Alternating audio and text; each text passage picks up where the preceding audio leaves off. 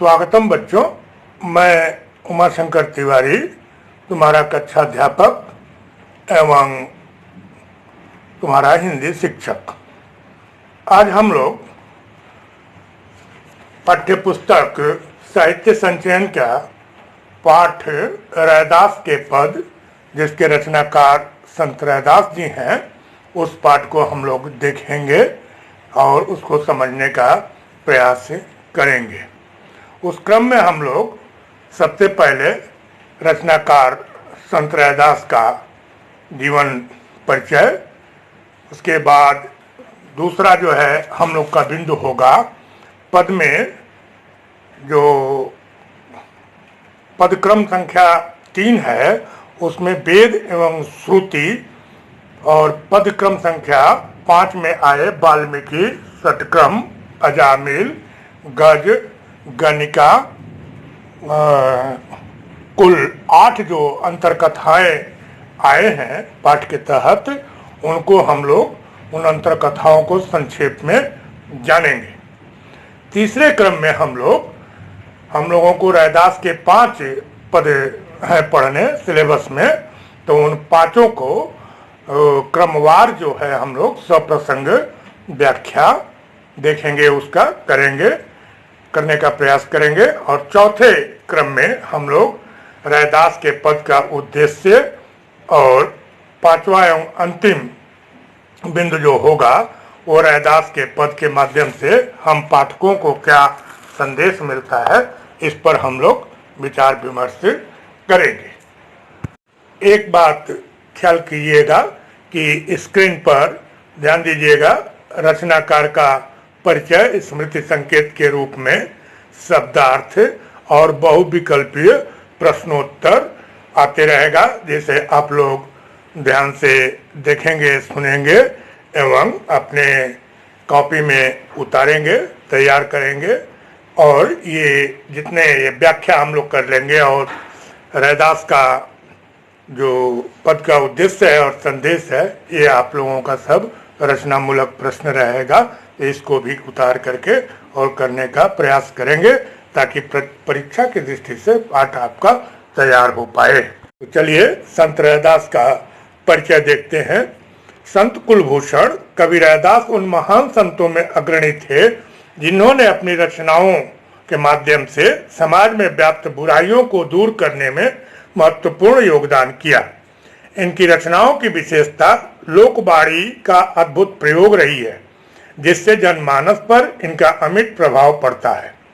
मधुर एवं सहज संत रैदास की वाणी ज्ञानाश्रय होते हुए भी ज्ञानाश्रय एवं प्रेमाश्रय शाखाओं के मध्य सेतु की तरह है।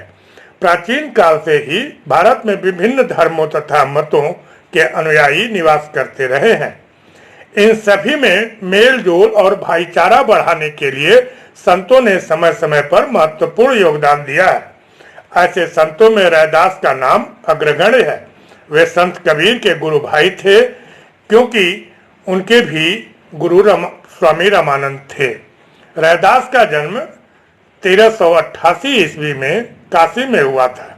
उनके पिता का नाम रघु और माता का नाम घुरविनिया बताया जाता है। रैदास ने साधु संतों की संगत से पर्याप्त व्यवहारिक ज्ञान प्राप्त किया था। जूते बनाने का काम उनका पैतृक व्यवसाय था और उन्होंने इसे शहर से अपनाया।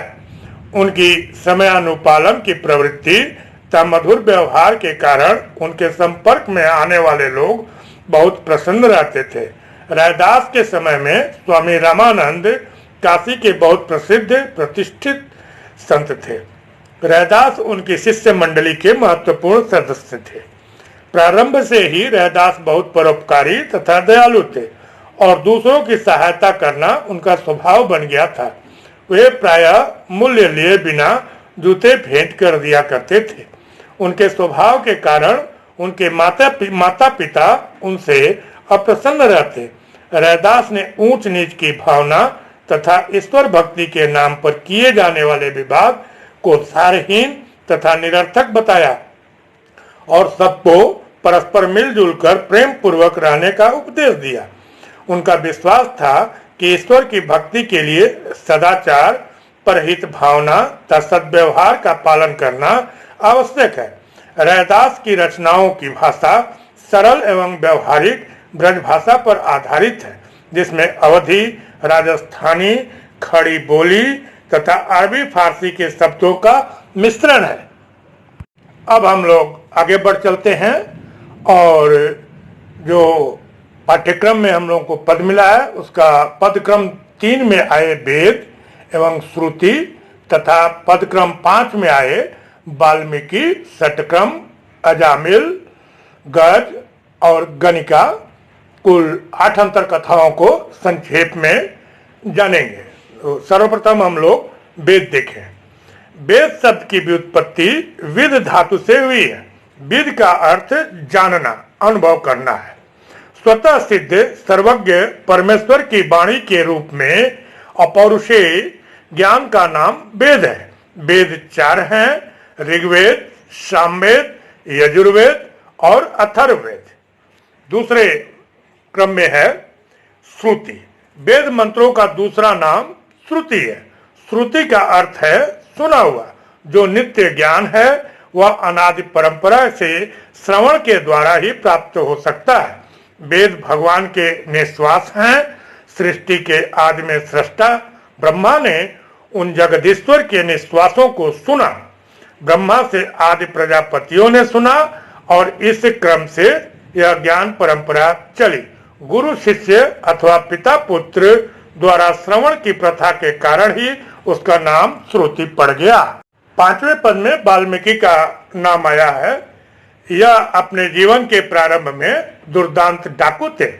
एक बार नारद ऋषि वन से होकर जा रहे थे कि इन्होंने उन्हें पकड़ लिया और लूटना चाहा। इस पर नारद ने कहा कि तुम अपने जिन परिवार वालों का पालन करने के लिए यह पाप कर्म करते हो, क्या वे तुम्हारे पाप की कमाई में ही साझेदार बनने वाले हैं या इन पाप कर्मों के फल को भोगने में भी तुमसे हिस्सा बटाएंगे? पहले जाकर उनसे यह बात पूछाओ। वाल्मीकि नारद मुनि को वृक्षों से बांधकर अपने घर गए और घर वालों से पूछा और वहां से बैरंग लौट आए। लौटने के पश्चात नारद से क्षमा मांग अपना पेशा त्याग कर राम का नाम रटने लगे। वे इतने बड़े पापी थे कि उनसे राम का सीधा नाम भी नहीं जपा जाता था, इसलिए उल्टा नाम मरा मरा जपते रहे। आगे चलकर इन्होंने इतनी लंबी समाधि लगाई कि इनके शरीर पर दीमक ने अपना घर बना लिया। संस्कृत में दीमक के घर को वाल्मीकि कहते हैं, तभी से इनका नाम वाल्मीकि पड़ गया। आगे चलकर वे महर्षि वाल्मीकि रामायण रचयिता और संस्कृत के आदि कवि के रूप में प्रसिद्ध हुए। अगली अंतर कथा में हम लोग षटक्रम को देखेंगे। हिंदू धर्म में वर्ण व्यवस्था के अंतर्गत जातियों की उत्पत्ति का वर्णन है। इस वर्ण व्यवस्था में ब्राह्मण, क्षत्रिय, वैश्य और शूद्र 4 भेद किए गए। ब्राह्मण को समाज का मस्तिष्क कहा गया। ब्राह्मण को द्विज या विप्र भी कहा जाता है। उपनयन संस्कार के समय ऐसा माना जाता है कि ब्राह्मण बालक शुद्ध ब्राह्मण षटक्रमों के आधार पर ही बनते हैं। ये कर्म निम्न है: सत्य का सदा पालन करना, ब्रह्मचर्य धर्म का पालन करना, गुरुकुल में जाकर विद्याध्ययन करना, अनुमति बिना बाहर नहीं निकलना, पानी में छाया नहीं देखना तथा फलदार वृक्ष के नीचे शौच आदि न करना। अगली अंतर कथा अजामिल की है। अजामिल जन्म से ब्राह्मण परंतु कर्म से महान पापी था।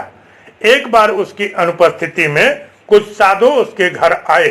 उसकी गर्भवती पत्नी ने उनका खूब अतिथि सत्कार किया, जिससे प्रसन्न हो उन्होंने उसे आशीर्वाद दिया कि तेरे पुत्र होगा और तू उसका नाम नारायण रखना।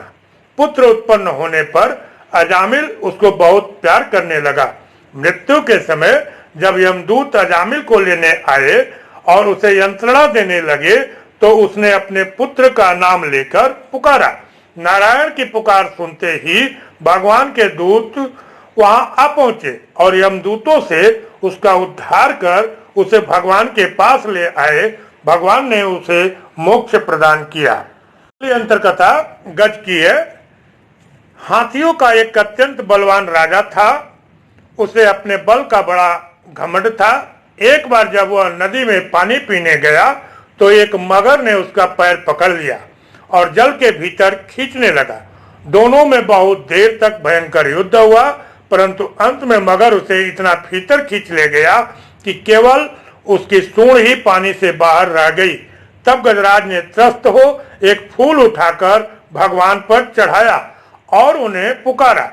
उनकी पुकार सुनते ही भगवान गरुड़ को छोड़ पैदल ही भागे आए और सुदर्शन चक्र से मगर को मारकर गज का उद्धार किया। अगली और अंतिम अंतर कथा है गणिका की। यह एक नगर वधू थी। एक बार वह आधी रात तक श्रृंगार किए बैठी अपने प्रेमी की प्रतीक्षा करती रही, परंतु वह नहीं आया। यह देख उसे बड़ी आत्मग्लानि हुई कि यदि मैं इतनी देर तक भगवान का भजन करती तो मेरा जन्म सुधर जाता और इस पाप कर्म से मुक्ति मिल जाती। यह सोच उसने उसी क्षण से वेश्यावृत्ति छोड़ दी और भगवान का भजन करने लगी। अंत में भगवान ने उसे स्वर्ग भेज दिया। तो ये सब अंतर कथाएं थी जो पाठ को समझने में आपको सहायक सिद्ध होंगी। चलिए आगे बढ़ते हैं और इस क्रम में हम लोग पाठ्यक्रम में निर्धारित जो 5 पद हैं उन 5 पदों का हम लोग सप्रसंग जो है व्याख्या करेंगे। एक बात ध्यान दीजिएगा कि संदर्भ पूछता है तो संदर्भ तो 5 पदों का एक ही होगा। वैसे ही आप लिख दीजिएगा कि प्रस्तुत पद्यांश हमारी पाठ्य पुस्तक साहित्य संचयन के रैदास के पद नामक पाठ से उद्धृत है। इस पद का जिस पद के लिए आप लिख रहे हो इन पद का रचयिता इन पदों के रचयिता संत कवि रैदास जी हैं। प्रसंग जो है 5 का अलग अलग हो जाएगा। आइए पहले का प्रसंग पहले पद को हम लोग देखते हैं। पद क्या है? प्रभु जी तुम चंदन हम पानी, जाकी अंग अंग बास समानी।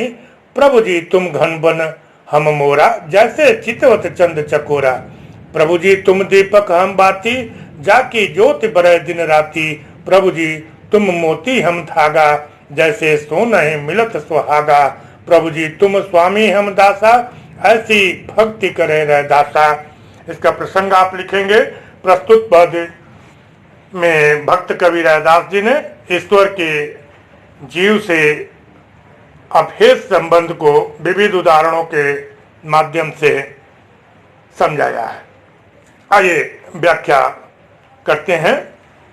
रैदास कहते हैं कि ईश्वर यदि चंदन है तो जीव पानी है, अर्थात ईश्वर अंश जीव अविनाशी का यहाँ कवि ने उद्घाटन किया है। जीव और ईश्वर आत्मा और परमात्मा दोनों अजर और अमर हैं। जिस प्रकार चंदन के अंग प्रत्यंग में सुगंध समाया हुआ होता है, जो भी उसके प्रभाव में आता है उसे भी उसकी सुगंध और शीतलता प्राप्त होती है, वैसे ही जीव का भी गुण उस ईश्वर के ही समान होना चाहिए। कवि ने एक दूसरे उदाहरण के माध्यम से ईश्वर को बादल तथा अपने को मोर पंछी की संज्ञा दिया है। ईश्वर को प्राप्त कर जीव उसी प्रकार आनंद विभोर हो जाता है जिस प्रकार आकाश में घने काले बादलों को देखकर मयूर नाचने लगता है, उसके आनंद का ठिकाना नहीं रह जाता। ठीक इसी प्रकार चंद्रमा और चकोर पंछी का अभेद संबंध है। चकोर को आकाश में चंद्रमा को देखकर उसी प्रकार के आनंद का अनुभव होता है। कवि ने ईश्वर को दीपक का और अपने को उसकी बत्ती का रूपक प्रदान किया है, जिसके प्रभाव से दिन रात एक विशेष प्रकार का दिव्य प्रकाश फूटता रहता है, जिससे यह संसार दृश्यमान जगत प्रकाशित होकर जगमगाता रहता है। दूसरा संबंध भक्त और भगवान का धागा और मोती जैसा होता है। दोनों मिलकर वैसे ही निखर उठते हैं जैसे सोने में सुहागे को मिला देने से उसकी चमक और भी बढ़ जाती है। कवि रैदास अपने को उस परम ब्रह्म परमेश्वर का दास तथा उसे स्वामी के रूप में स्वीकारते हुए कहते हैं कि सेवा भाव की भक्ति ही सर्वश्रेष्ठ और सबसे सरल तथा सफलतादायक है। ये दूसरे पद को देखते हैं। नरहरि चंचल मति मोरी, कैसे भगति करऊं मैं तोरी। तू मोहि देखे हाँ तो ही देखूं, प्रीत परस्पर होई। तू मोहि देखे हाँ तो ही न देखूं, ए मति सब बुद्धि खोई। सब घट अंतर रमस निरंतर, मैं देखत हूँ नहीं जाना। गुण सब तोर मोर सब अवगुण, कृत उपकार न माना। मैं तय तोरी मोरी असमझ सौ, कैसे कर निस्तारा। कह रैदास कृष्ण करुणा में, जय जय जगत अधारा। इसका प्रसंग देखा जाए। प्रस्तुत पद में संत रैदास जी ने मनुष्य की अज्ञानता और ईश्वर की व्यापकता के विषय में समझाया है। रैदास जी व्याख्या देखते हैं। रैदास जी के अनुसार मन बड़ा ही चंचल होता है। इसको स्थिर कर पाना उसी प्रकार असंभव है जिस प्रकार वायु को मुट्ठी में बंद करके रखना। इसलिए भगवान राम, आपकी भक्ति किस प्रकार से करूं, अर्थात मन को बस में किए बगैर ईश्वर की भक्ति संभव नहीं है। प्रेम का यह सामान्य नियम है कि तू जिसे देखता है वह भी तुम्हें देखता है। इसी अर्थ में कहा गया है कि पूर्ण समर्पण का नाम प्रेम है। प्रेम एकांगी नहीं होता, यदि होता भी है तो सफल नहीं होता। कबीर रैदास जी कहते हैं कि हे ईश्वर, तुम मेरा सभी प्रकार से कल्याण करने वाले हो। यदि मैं तुम्हारे प्रति सेवा भाव न रखूं तो यह विचारधारा सभी प्रकार की मूर्खता से पूर्ण है। इसमें सभी प्रकार से अज्ञानता दिखाई पड़ती है। ईश्वर संसार के सभी प्राणियों में विद्यमान है, किंतु जो अज्ञानी हैं वे देखते हुए भी इस सत्य को नहीं समझ पाते हैं। ईश्वर ने संसार के सभी प्राणी मात्र का उपकार किया है, किंतु सभी इतने स्वार्थी और मूर्ख हैं कि उसे भूल गए हैं। अर्थात ईश्वर सभी प्रकार के गुणों से पूर्ण होता है, किंतु जीव माया के बंधन में फंसे रहकर सभी प्रकार के दुर्गुणों में लिप्त है। कवि का मानना है कि मेरे और तुम्हारे के बीच के अंतर को समाप्त किए बिना इस संसार के संबंधों से मुक्ति नहीं मिल सकती। एकमात्र भगवान श्री कृष्ण की कृपा ही वह आधार है जिसे प्राप्त किए बगैर संसार के जीवों को मुक्ति कदापि नहीं मिल सकती। अर्थात जब तक यह संसार कृष्णमय नहीं हो जाएगा तब तक एक दूसरे के बीच मोह माया का जो बंधन है वह टूट नहीं सकेगा और सभी जीव ब्रह्ममय होकर एक दूसरे में उस ब्रह्म की छाया नहीं देख सकेंगे। ये तीसरे पद को देखते हैं। अविगत नाथ निरंजन देवा, मैं का जानू तुम्हारी सेवा। बांधु न बंधन छाऊ न छाया, तुम ही से हूँ निरंजन राया। चरण पताल शीशा समाना, सो ठाकुर कैसे संपटि समाना। शिव सनकादि के अंत न पाया, खोजत ब्रह्मा जन्म गवाया। तोड़ू न पाती पूजो न देवा, सहज समाधि करो हरि सेवा। नख प्रसेद जाके सुर सरि धारा, रोमावली 18 भारा। 4 वेद जाके सुमृत सासा, भगति हेत गावे रैदासा। इस पद का प्रसंग देखते हैं। प्रस्तुत पद में भक्त कवि रैदास जी ने भगवान की अनंतता का गुणगान करते हुए नाम जप के महत्व को प्रतिपादित किया है। व्याख्या देखें। कवि का मानना है कि ईश्वर सर्वदा और सब में व्याप्त होते हुए भी बुद्धि से परे है। जिसके विषय में कुछ सोचा और कहा नहीं जा सकता, उसको भला किस प्रकार की भक्ति से प्राप्त किया जा सकता है। उसे प्राप्त करने के सेवा भाव को मैं भला सहज साधारण भक्त कैसे जान सकता हूँ।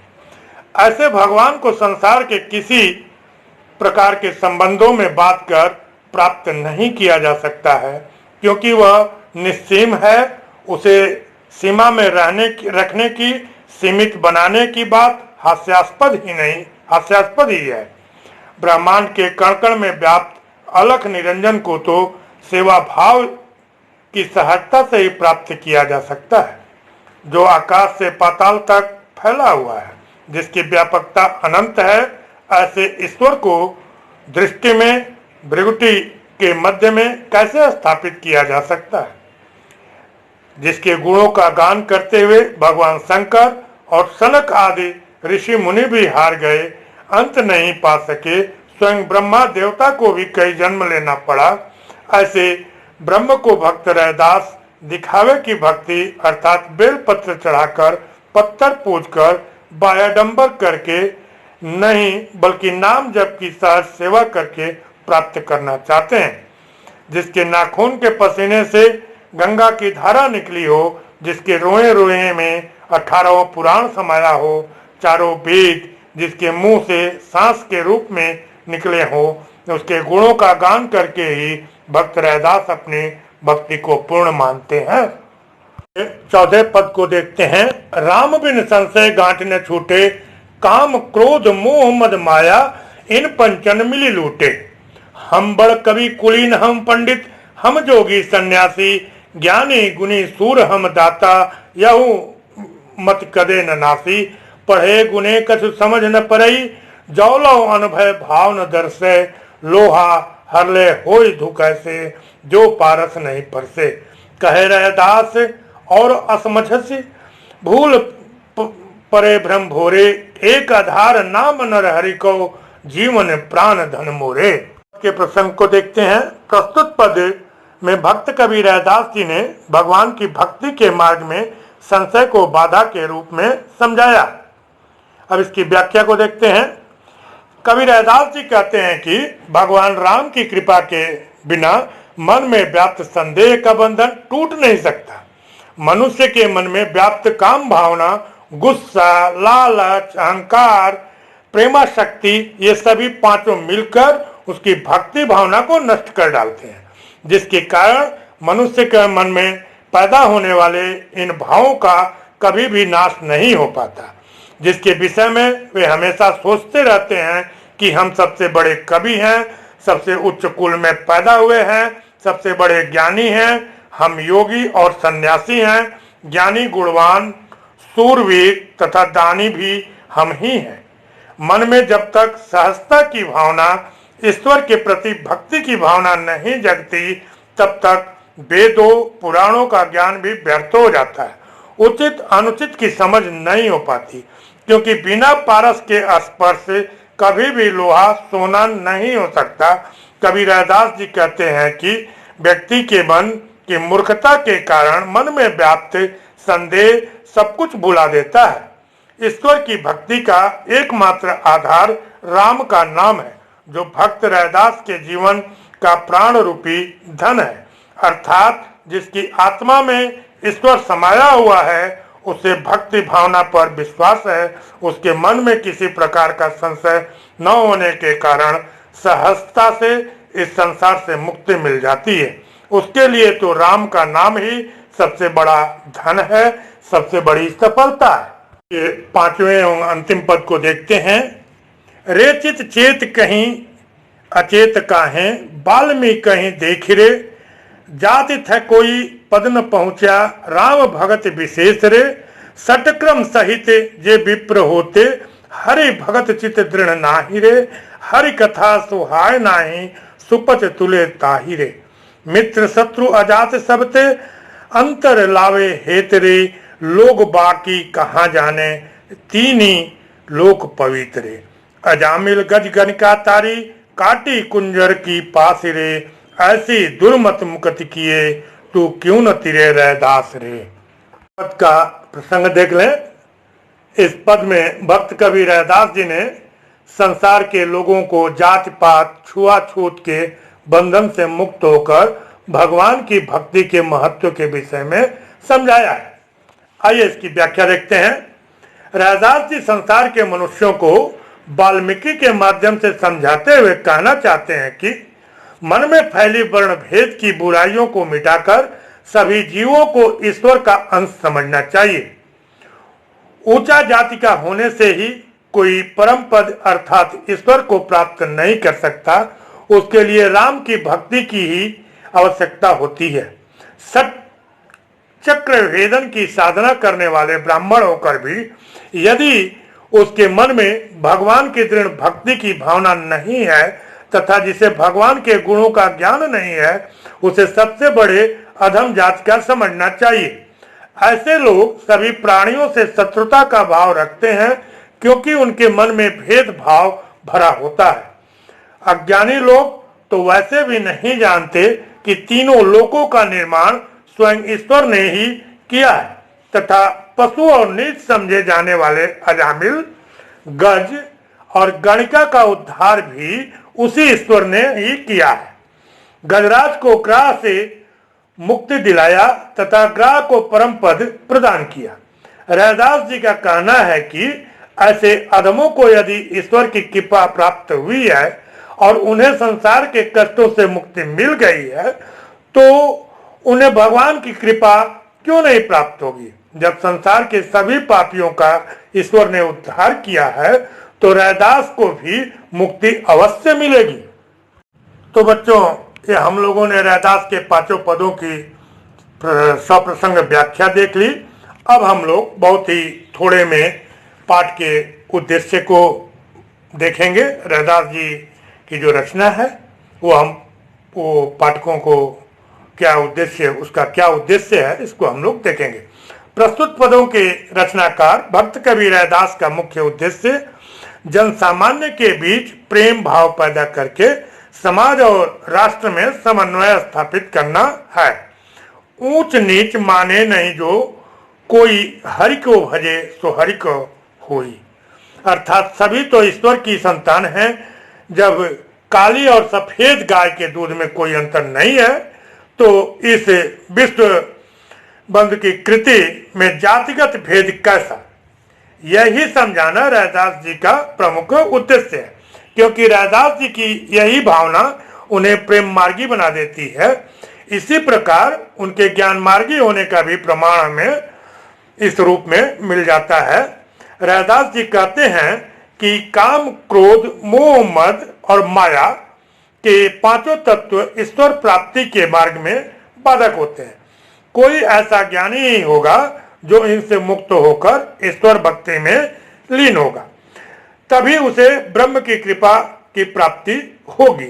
संसार के मानव को यही समझाने के उद्देश्य से कवि रैदास जी ने गिद्ध, गणिका, अजामिल, गज और वाल्मीकि का उदाहरण देते हुए कहना चाहा है कि जब मनुष्य को यह ज्ञान हो जाएगा कि भगवान जब ऐसे अधम पतित और नीचों पर भी अपनी कृपा बरसाने वाले हैं तो हमें भी उनकी कृपा प्राप्त करने के लिए सहज भक्ति अर्थात नाम जप का सहारा लेना चाहिए। उनके दर्शन के लिए कठिन साधना, बायाडंबर की आवश्यकता नहीं है। भगवान करोड़ों जन्मों के पापियों का भी क्षण में उद्धार कर देते हैं। तुलसी के शब्दों में भगवान श्री राम के इस कथन को देखा भी जा सकता है। सन्मुख हो जीव मोहि जबहि जन्म कोटि अधनासो तबहि। हम लोग अगले क्रम में अति संक्षेप में रैदास के पद हम पाठकों को क्या संदेश देते हैं इसको थोड़ा सा देख लेंगे। पठित पदों के माध्यम से भक्त रैदास ने हमें यही संदेश देना चाहा है कि जीव और ब्रह्म एक दूसरे से भिन्न नहीं है। उसे प्राप्त करने के लिए भगवान की सेवा की आवश्यकता है। प्रेम और भक्ति ही ऐसा साधन है जिससे ईश्वर की कृपा को प्राप्त करके इस सांसारिक कुचक्रों से मुक्ति प्राप्त की जा सकती है। यह जीवन राममय तभी हो सकता है जब मन, वाणी और कर्म में मन को स्थिर रखकर राम की सेवा की जाए। ईश्वर सर्वव्यापक और सर्वशक्तिमान है। वह सभी के गुणों अवगुणों को देखता है, किंतु जिन्हें इसका ज्ञान नहीं है वे प्राणी मात्र में भेदभाव रखते हुए ईश्वर की कृपा प्राप्त नहीं कर पाते। रैदास जी का कहना है कि बायाडंबर से ईश्वर को प्राप्त नहीं किया जा सकता। वह इतना व्यापक है और उसकी विशेषता कुछ ऐसी है कि उसकी लेश मात्र की कृपा से ही संसार की पीड़ा से मुक्ति मिल सकती है। मनुष्य को पंचमकारों मद, मोह, माया, मान और मत्सर से ईश्वर ही छुटकारा दिला सकता है। इसलिए सब तक हरिभज का संदेश ही रैदास ने दिया। जात पात, छुआछूत, भेदभाव जैसे अज्ञानता में फंसा मनुष्य ईश्वर की भक्ति के मार्ग को प्रशस्त नहीं कर सकता। नाम स्मरण को भक्ति का आधार बताते हुए रैदास जी ने संदेश के रूप में कहा है कि भक्ति गंगा की बात पवित्र होती है। इसमें सभी प्रकार के कलंक धुल जाते हैं और भक्त का जीवन निष्कलंक और पवित्र हो जाता है, जिससे भगवान की कृपा अपने आप प्राप्त होने लगती है। इसके लिए ज्ञानी, ध्यानी, गुणी, साधक, साधु बनने की आवश्यकता नहीं होती। ईश्वर पापी, धर्मात्मा, अधम और उत्तम कुल में उत्पन्न लोगों के बीच अंतर नहीं मानते। अखिल ब्रह्मांड का स्वामी होने के कारण उनकी सभी पर कृपा समान रूप से बरसती रहती है। तो आज हम लोगों ने रैदास के पद को समझने का प्रयास किया, जिस क्रम में पहला था रचनाकार का परिचय और पद में आए हुए जितनी अंतर कथाएं थी उनके विषय में हम लोगों ने जाना, और इसके बाद जो है समस्त पदों का जो है सप्रसंग व्याख्या देखा, रैदास के पद का उद्देश्य देखा, रैदास के पद का संदेश देखा। तो बच्चों मुख्य पुस्तक और इसके बाद अब आज आप लोगों का समस्त पाठ समाप्त हुआ। ध्यान दीजिएगा, आपके मुख्य पुस्तक साहित्य संचयन एवं सहायक पाठ कथा संचयन के समस्त पाठ आज समाप्त हो गए। लॉकडाउन में मुझे समझ नहीं आ रहा था कि कैसे मैं तुम लोगों का कार्य करूं जिससे कि स्कूल ना आ पाने के नुकसान को कम किया जा सके। अब अगर आप चाहें तो अपनी इच्छानुसार पाठों से जुड़कर कार्य सकते हैं, जब चाहे तहाँ वहीं जहाँ जैसे किसी भी तरीके से, मात्र आपको मोबाइल फोन घर में पिताजी माँ किसी का भी हो उससे आप लोग अपना पाठ को जो है तैयार कर सकते हैं, देख सकते हैं। बस बहुत बहुत धन्यवाद आपको एवं आशीर्वाद।